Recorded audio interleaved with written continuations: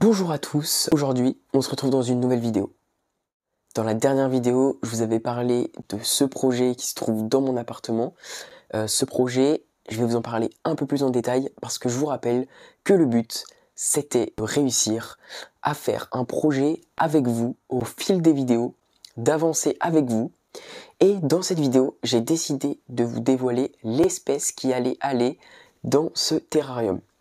Donc c'était hyper intéressant, il y a eu plusieurs dizaines de personnes qui sont venues me voir en me posant des questions sur quel va être l'animal, quelques devinettes, il y a eu des questions, des propositions.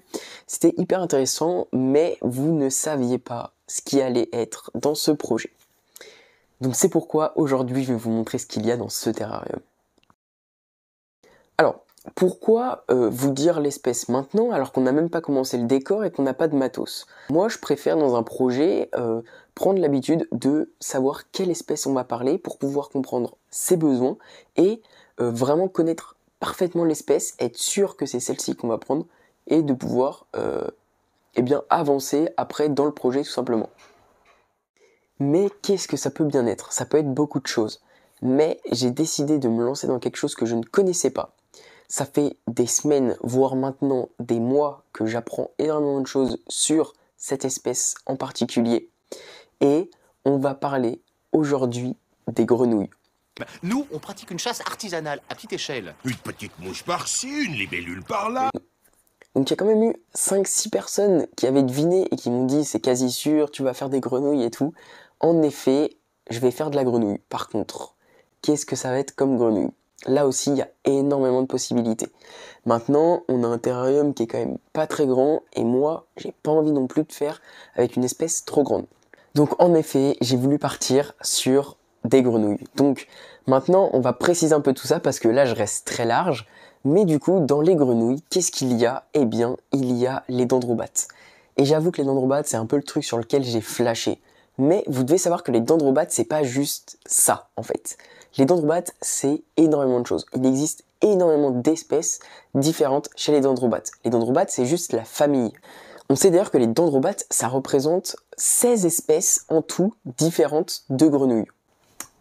Donc, moi, dans les grenouilles dendrobates que j'ai choisies, on se retrouve avec plein d'espèces différentes. Donc moi, j'ai longuement réfléchi. Franchement, j'ai passé quand même quelques heures sur Internet, dans des bouquins, à demander des conseils à des gens sur Instagram, à demander des conseils aussi sur Facebook. Et j'avoue que j'ai complètement craqué pour une espèce, la Ranitomeya. Donc la Ranitomeya, qu'est-ce que c'est? La Ranitomeya, c'est une dendrobate. C'est une petite grenouille arboricole, beaucoup plus petite que les dendrobates classiques comme les Locomelas par exemple. Mais dans cette catégorie de dendrobates Ranitomeya, on a énormément de sous-espèces ou plutôt de localités. Je sais pas exactement comment on peut dire, je pense que c'est plus localité et en même temps c'est une morphologie en fait. Et en fait on va voir que en fonction de où vient la grenouille dans le pays, même que ce soit pas entre les pays différents, mais aussi même dans la région où ils vivent, c'est-à-dire en haute montagne, en forêt, qu'elle soit plus arboricole, qu'elle soit plus terrestre, c'est incroyable le nombre d'espèces qui existent différentes. Donc du coup, les Ranitomeya. Donc les Ranitomeya, c'est une espèce. On a plein d'autres sous-espèces qui s'ajoutent aux Ranitomeya, puisqu'il existe énormément de Ranitomeya. Il existe par exemple la Ranitomeya variabilis, fantastica, amazonica. On a aussi la imitator, la benedicta. Il en existe encore plein d'autres. Je crois qu'il y en a au moins 8 ou 9, même plus ça se trouve. Et honnêtement, tout ça c'est incroyable, mais il faut quand même se renseigner sur qu'est-ce que c'est toutes ces sous-espèces? Est-ce que ça change vraiment quelque chose? La réponse c'est oui, ça change vraiment quelque chose. Dans ces Ranitomeya, donc il existe plein de sous-espèces forcément. Donc il y en a qui sont plus faciles et il y en a d'autres qui sont quand même plus compliquées. Moi honnêtement, celle que j'ai retenue et qui est vraiment très impressionnant et qui m'intéresse énormément, je pense que je vais vous les montrer. Il y en a 3. Donc il faut encore que je fasse un choix. Mais vous allez voir qu'au niveau des paramètres, c'est des choses que je vais pouvoir adapter au fur et à mesure. En tout cas, dans le terrarium et dans la façon d'aménager le terrarium, ça va pas changer énormément. La première espèce qui m'intéresse énormément, c'est la Ranitomeya variabilis. Ça, c'est des grenouilles qui vivent notamment au Pérou et qui vivent un petit peu dans tout ce qui est bassin amazonien. Donc c'est des grenouilles qui vont vivre entre 150 et 1400 mètres d'altitude, donc ça peut être des grenouilles d'altitude, mais en fait, en fonction des morphologies de ces grenouilles, puisque du coup on a Dendrobates, Ranitomeya variabilis, et ensuite on a des morphologies qui existent en fonction de où elles sont, si elles sont plus montagneuses ou plus sur la terre ferme ou entre les deux. Donc après ça va être à moi de choisir. Et sachez que ça change énormément au niveau des couleurs, des patterns. Ensuite, comme deuxième espèce qui pourrait largement m'intéresser, c'est la Ranitomeya amazonica. Donc amazonica, c'est vraiment très sympa aussi. À chaque fois, je vous mets des photos, je vous montre des trucs.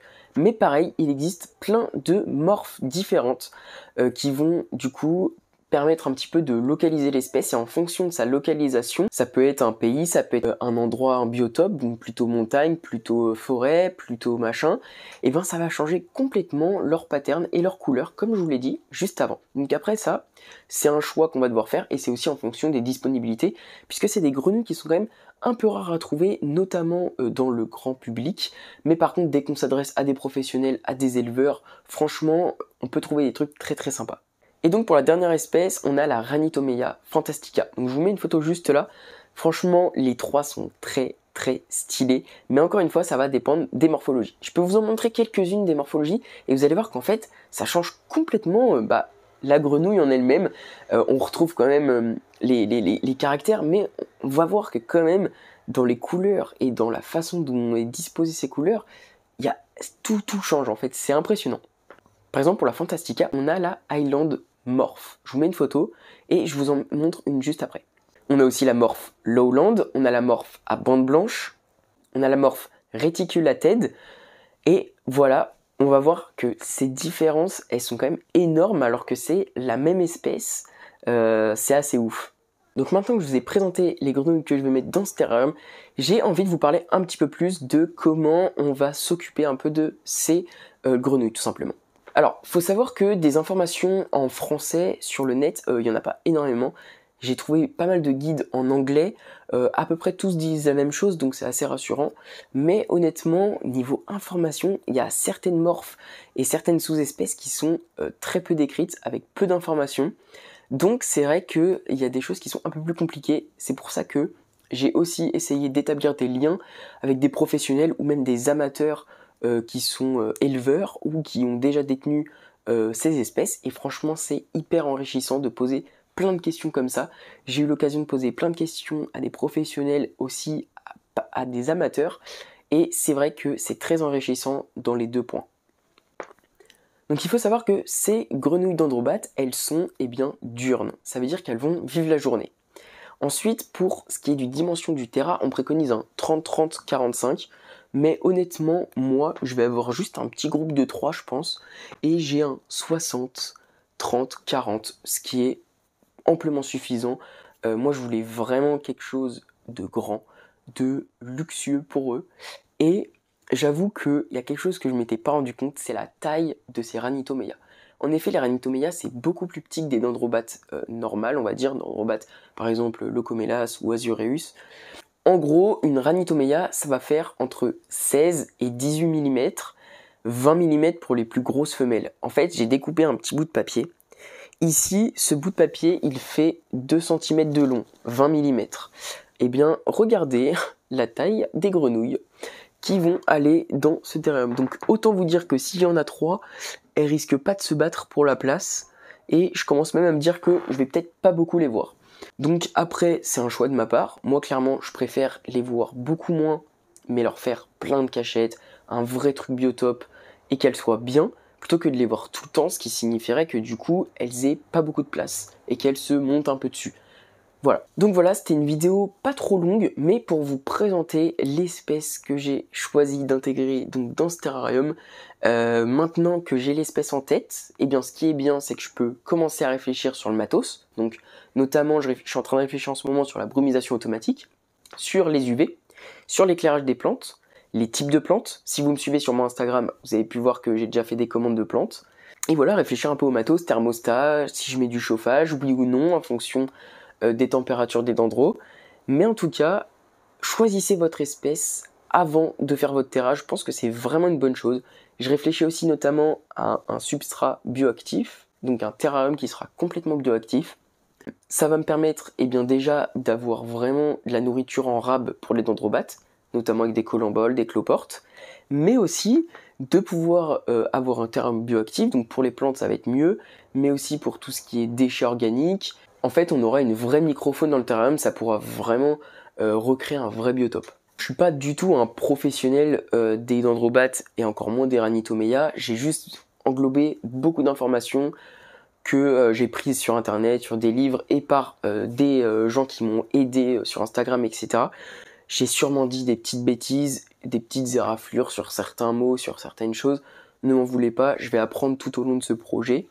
Mais en tout cas, ça peut être très intéressant qu'il y ait une petite communauté de dendros qui arrive sur la chaîne, qui peuvent s'abonner et qui peuvent m'aider dans mes projets justement à me dire « Ah ouais, non, ici, fais peut-être pas ça » ou « Ouais, nous, on te conseille ça, ça c'est bien ce que t'as fait, etc. » Parce que l'objectif, moi, c'est de faire un truc vraiment quali et vraiment sympa.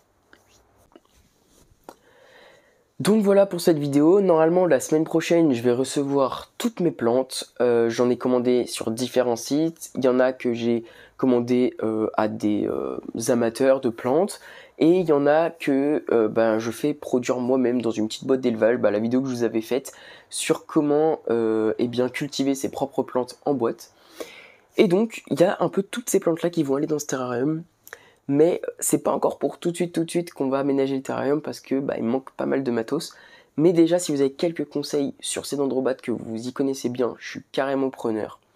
Par exemple, ici dans ce terrarium, on peut voir que on a un néon et on a de quoi mettre une ampoule chauffante ou une ampoule UV, peu importe, mais elle est à l'intérieur du terrarium. Alors, je me tâte soit à tout démonter et à tout enlever pour tout mettre au-dessus du terrarium, ou alors à mettre un fin grillage ou quelque chose comme ça pour éviter que les dendrobates puissent accéder là-haut, ou alors ne rien mettre, parce que je me dis que si je mets aucun accès possible, peut-être qu'il n'y aura aucun problème, mais on m'avait quand même conseillé de faire tout au-dessus du terrarium. Donc après voilà, ça dépend de ce qu'on va me conseiller, et donc voilà. Donc écoutez, cette petite vidéo, elle est terminée. Franchement, je suis trop content de vous avoir révélé ce qui va se passer. J'espère qu'il y a des gens qui vont se manifester en commentaire pour m'aider un petit peu. Et j'ai trop hâte de commencer cette nouvelle aventure avec les dendrobates, ça a l'air incroyable.